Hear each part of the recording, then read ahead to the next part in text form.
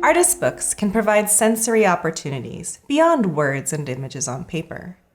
Today, let's consider how the feel and sound of a page turn can affect our reading experience. Waiting for Rain immerses us in Macy Chadwick's sensory responses to climate change's effects on her home. I Kill You in Dreams is Beldan Sezen's response to rampant violence and ugliness in speech, meant to ignite emotional distress. Macy Chadwick has published artist books and limited edition prints as In Cahoots Press since 1999. Through her work, she aims to reveal the unspoken, make tangible the ephemeral, and to make visual our human experiences and interactions. Waiting for Rain is a record and response to climate change's impacts on Chadwick's rural, Northern California environment. Beginning in early June, Chadwick's poem sets tension as drought claims the landscape. I listen to the foreboding rattle of dry stalks. Immersed in the rich color and active lines of dry grasses, I was startled by the crisp rattle of the paper. This conspicuous layer of sensory information heightens my awareness to the extent of drought. Chadwick's poetry fills me with anxiety and trepidation. My eyes get lost in the undulating lines of the wind. The sound of the paper emphasizes the dryness in the air. I notice the different translucency and sizes of the papers. I can see the dry grass from earlier and the edges of what is to come. These visual edges reference how climate impacts are interconnected.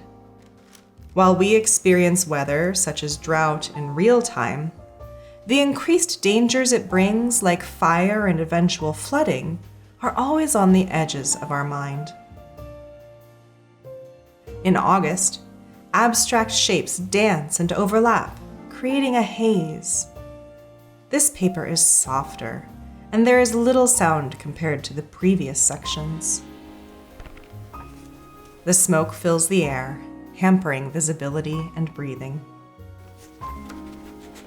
Chadwick told me that printing the text on separate pages from the imagery is a departure from how she typically designs books. She said, "I made that decision to emphasize the aspect of time, as the viewer first reads the text, then flips through page after page of essentially the same image, indicating the feeling of being stuck in one particular aspect of climate change." The care with which Chadwick designs the reader's experience is reflected in decisions like this throughout Waiting for Rain. From carefully choosing the paper for its visual, tactile, and audio qualities, matching ink to the colors outside her door, and dyeing thread to match the paper, Chadwick immerses us in her sensuous and emotional experiences. Everything in Waiting for Rain is beautiful.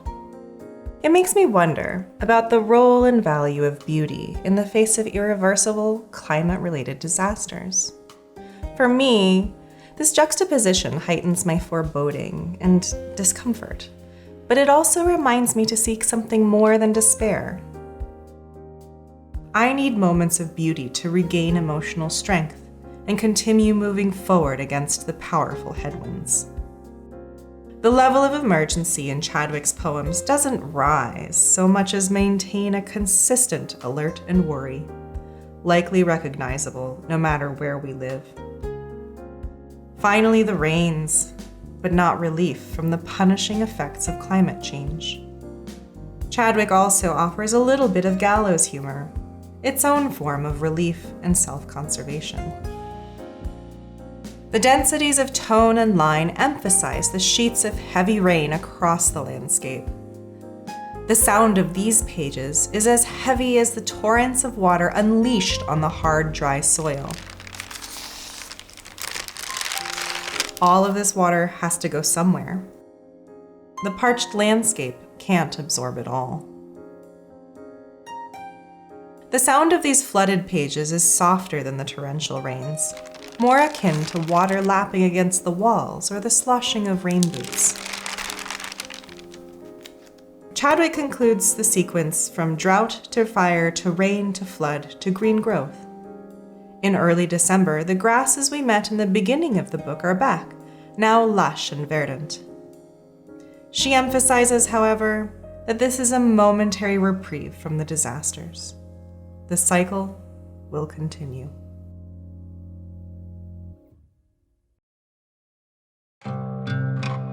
Beldan Sezen is an artist and writer working in Amsterdam and New York.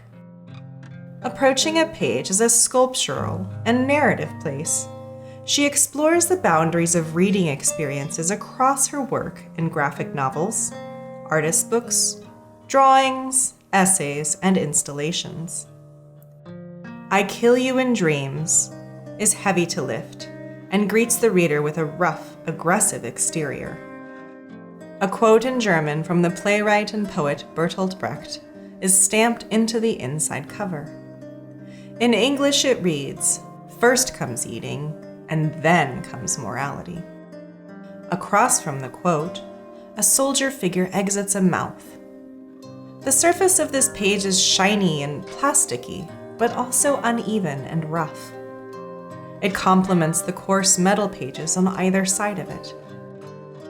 This lead page is thick and surprised me by being pliable. Sezen's text is typed into the metal. I connect to the aesthetic of military dog tags and consider the force it takes to punch letters into metal. Who am I? It asks.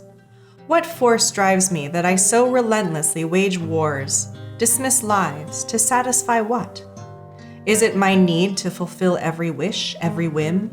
Or am I occupied by this bottomless hunger that swallows each and everything that crosses my way? This text reads like a dark train of thought. It recognizes in itself an insatiable force, demanding unstoppable growth and ravenous consumption of resources and rights. This voice is not apologetic. It may ask itself who they are and why, but I read this more as an explanation that this is who they are, taking and taking to soothe their own pain, to fill this emptiness, that fear of losing grip. The rest of the pages are not sewn into the binding, but they are stuck together. To continue reading, we have to pull the pages apart. It's a bit terrifying, even when I know this action is intended. I have to be aggressive, forcefully removing pages from the solid stack. I am uncomfortable and I worry about damaging it. The sound also scares me. Sezen designed the pages so that separating them would sound like striking a match. In discussing I Kill You in Dreams, she references the German word Brandstifter, which describes someone who intentionally or negligently ignites a fire. In this book, Sezen considers metaphorical fires, created by dangerous words and fueling people's minds to influence harm or wage wars. When I asked about her initial inspiration for I Kill You in Dreams, she said, "I was appalled for quite a while by the amount of violence and ugliness in speech. War through words, words uttered carelessly or on purpose to inflict harm, to ignite emotional distress that in worst-case scenarios led to physical violence and intimidation." With each page, more and more soldiers forcefully emerge from the mouth. The aggression of their positions emphasizes what Sezen described as the need to be seen and heard, either as a reminder of atrocities or as a fire starter. Each page is one image, with the reverse visible on the matte backside. Paired with the fact that these images are in negative, I recall black and white film, which also has a shiny front and a matte back. These pages, however, are full of uneven textures and wrinkles. as if the pages and the thoughts expressed have been around for many, many years. These backsides also feature a text that flows across the pages. Written in liquid charcoal, it blends into the surface and isn't visible on the shiny side of each page. Just like I'm afraid of damaging the book by separating the pages, I worry that this text will crumble or scrape off if I touch it. Like much of this book, it looks like it has been there for a long time, but also seems delicate and impermanent. Unlike the aggression of the text punched into the first page, these words are more gentle. Where that earlier voice seemed to revel in its own destructive consumption, this voice is more reflective. It conveys a softer emotion, a concern for the loss of humanity, and a desire for connection. Somewhere along the way, I realized that I grew comfortable reading this book. The previously unsettling sound and action of separating the pages became normalized. That realization disturbed me. Have I become as inured to the violence and ugliness in speech as I have to this book? Am I guilty of writing off the things people say as just bluster, dismissing the actual power and potential violence words can incite? Sezen used lead, so its shape-shifting qualities underscore that nothing is static.